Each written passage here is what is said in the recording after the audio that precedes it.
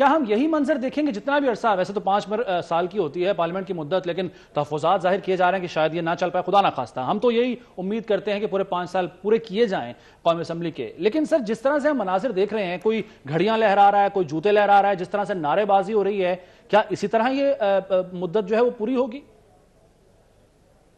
देखिए सर, पहली बात तो यह है कि ये शर्मिला ने जो 2 बातें की है ना, 3 बातें की हैं, मैं उन तीनों का एक एक करके जरा जवाब दे दूं और फिर आपके सवाल की तरफ भी आऊं। पहली बात तो ये उन्होंने की है, अवाम ने मैंडेट किसी एक पार्टी को मुकम्मल तौर पर नहीं दिया, ये बात गलत है। अवाम ने मैंडेट दिया है पीटीआई को, इसमें कोई शक व शुबा नहीं है। इसमें पूरी कौम के हुकूक पे डाका डाला गया है। इसलिए ईवान मुकद्दस होता है पार्लियामेंट, जब उसके तकदीस का ख्याल वहां के पार्लियामेंटेरियंस रखें। अगर कोई डाका डाल के आ करके वो डाकू आकर बैठ जाएगा, वो कहेगा कि मेरी तकदीस का ख्याल रखो, वो उसकी तकदीस नहीं होगी, वो डाकू ही कहलाएगा, क्योंकि इस वक्त पूरी कौम के हुकूक पे डाका डाला गया है। इसलिए दूसरी बात उन्होंने कही, सियासी कतई कलामी के लिए माजरत सर, ये तायुन कैसे होगा कि डाका डाला गया या नहीं? जाहिर है इसके लिए फोरम तो जो मौजूद है वो तो इलेक्शन कमीशन है, वो कहते हैं कि नहीं जी ऐसा कुछ नहीं है।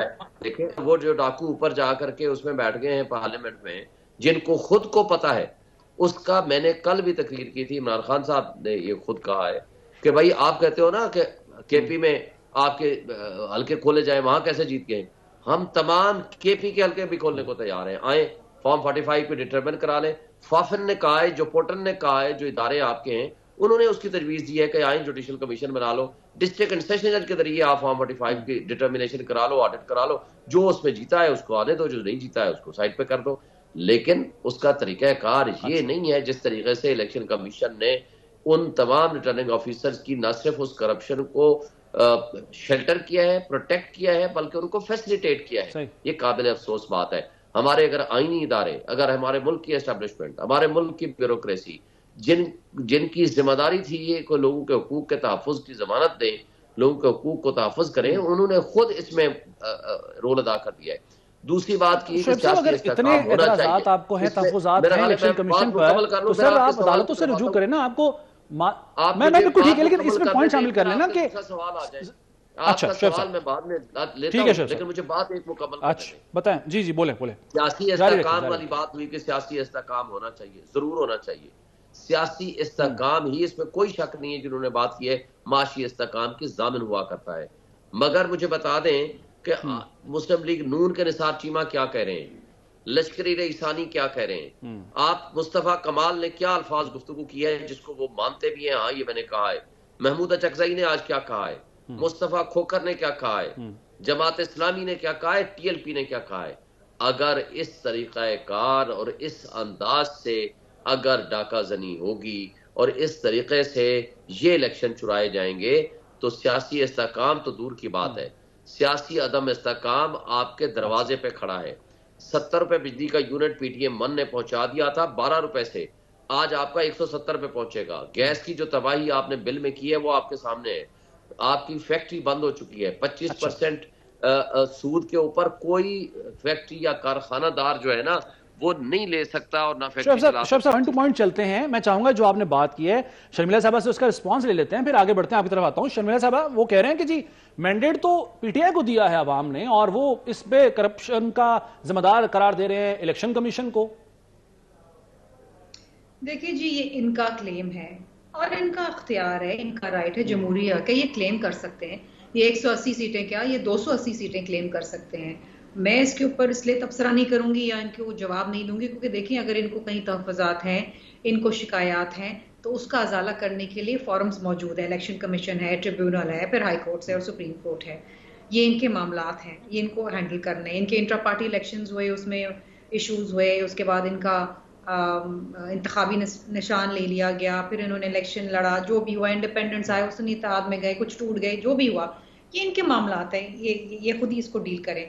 मैं सिर्फ ये कह रही हूँ कि जिसको जितना मैंडेट मिला है, मौलाना साहब भी कहते हैं कि खैबर पख्तूनख्वा में धांधली हुई है, ठीक है, ये कहते हैं पूरे पाकिस्तान में धांधली हुई है मां सिवाय खैबर पख्तूनख्वा पे। हम कहते हैं कि जी पंजाब में भी हुई है, हम कहते हैं जी कराची में भी हुआ। हमारे जो भी मामलात और हालात हैं, जो हमारे पास एविडेंस है, उसको लेके हम इलेक्शन कमीशन के सामने खड़े हैं। अगर हमारी दाद रसाई वहां से नहीं होगी तो हम ट्रिब्यूनल जाएंगे, वहां से नहीं होगी तो हम हाई कोर्ट जाएंगे। This is the process to be followed every time. हर इलेक्शन में ये होता है। लेकिन बात ये है, इसका हरगिज ही मतलब नहीं है कि आप ऐवान में जाके वो तमाम हरकत करें जो गैर पार्लिमानी है। देखिए, आप अपना इंप्रेशन खराब कर रहे हैं, किसी और का इंप्रेशन खराब नहीं, और अपना इंप्रेशन खराब कर रहे हैं। वहां जूते लहराने से, गालम गलोच करने से, स्पीकर के फोरम पे चढ़ जाने से, चीजें ये आपकी जो तरबियत है या आपका जो एक तर्ज अमल है, ये उसकी अक्कासी करता है, ये हमारी नहीं करता। ये आपका मसला है।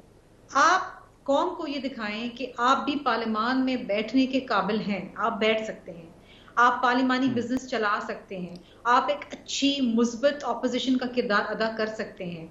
निजाम को चलने दें। आपको पार्लियामान में अवाम ने इसलिए नहीं भेजा कि आप अवाम के मसाइल के जो बातें हैं या जो उनके लिए लेजिस्लेशन होगी जो या उनके लिए जो काम होगा उसको डिस्टर्ब करें।